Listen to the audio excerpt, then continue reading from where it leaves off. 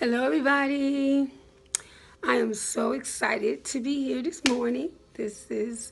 I am a teacher, Tasha Fleming, the star polisher. That's what I'm calling myself. And I'll get into more of why I'm calling myself the star polisher.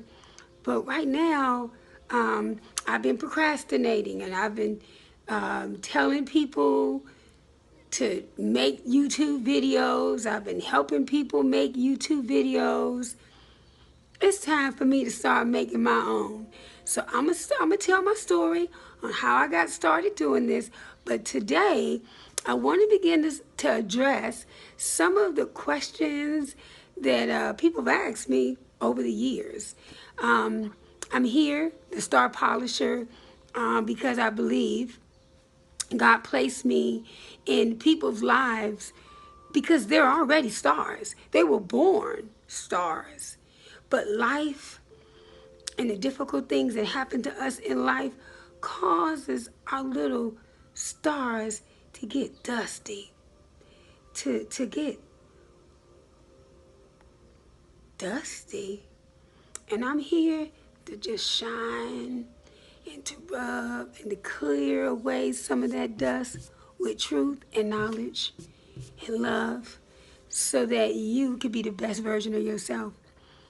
I believe I was spared, and I'll talk about that later, to remain here on earth to add value to people's lives. So a couple weeks ago, I was in Chicago, and I was having this really long conversation with a dear friend of mine that I grew up with. He's a male. And he was being very honest with me about how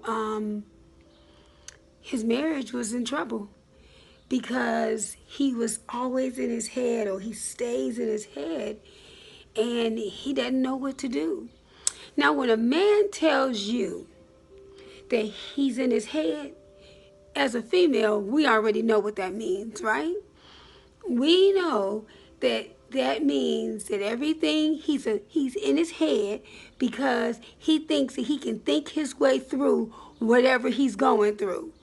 He thinks that he is smart enough to figure this thing out or whatever it is.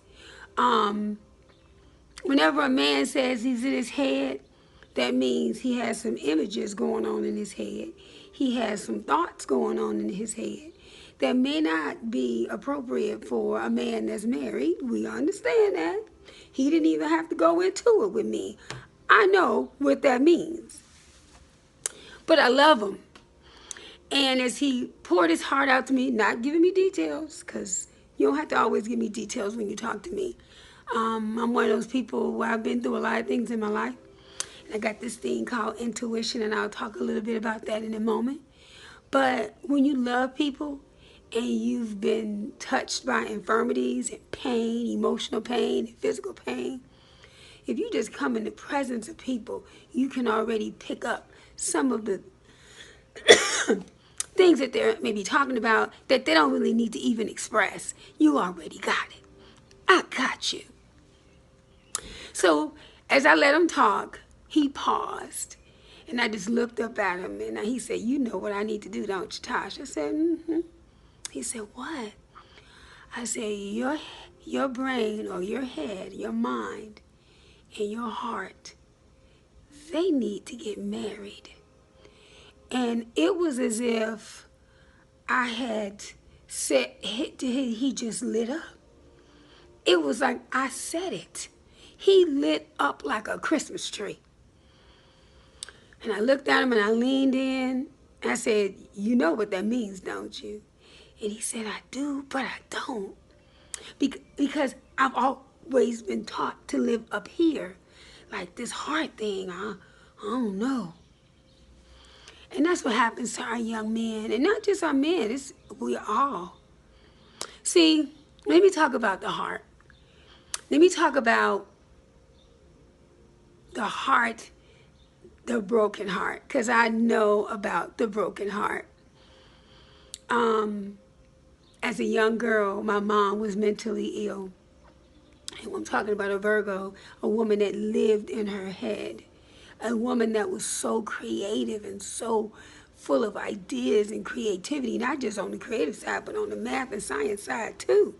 She was a genius, but she stayed in her head. And then her heart got broken. See, she married her childhood sweetheart. Oh, my daddy was fine, honey. You think I got all this curly hair, dark skin? My daddy was curly hair, dark skin, militant, black power man in Chicago. And my mom fell in love with him head over heels. And she had 5 kids, all of them 9 months apart. Yes, we are all 9 months apart. But my father was abusive. My father was not only verbally abusive, but he was mentally abusive. And after the 5th child, my mom snapped. And when you hear about people having mental illnesses, the more and more I began to dig into this understanding, go through my pains, and even, I'm a teacher, I have a master's degree in special education and education. I also have my reading endorsement, and I'll tell you my testimony about how I was the least likely to succeed. So I'm sure people are probably going to pop on my video, and if my the way I speak is not as proper as they need it to be, they're going to click me off. But that's okay, because there's millions of people that need to hear a story like mine. Real, raw, least likely to succeed, mama on welfare, left high school with a 1.9 and could read, barely read. And I got people that probably will be commenting and saying, oh yeah, I remember Tasha Fleming, Tasha Hollowell. She couldn't even read. Oh, she sure couldn't. But God got a hold of me. And not only did I finish my undergrad degree, but I went on and got my master's and my reading endorsement. Been teaching for 20 years. That's my second career. I was a social worker before.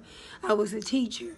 And my second career now is I'm the music theater director at my school. So I have these talented kids and we do big musicals. So you don't let anybody tell you your limitations and what you can and cannot do. And just because you don't look like they think you should look, sound like they think you should sound, or were even born where they thought you should have been born, or born to the family you should have been born into, that does not dictate where I'm going. Because, and that's my whole thing, I'm the star polisher, helping people change their stars. You can change your star. See, Jesus was born. The 3 wise men were looking for the star that Jesus was born under. They found Jesus under a star. He was born under a star. We were all born under circumstances and situations that might not have been conducive for us. But I'm telling you right now, you can change and not be the person that you was.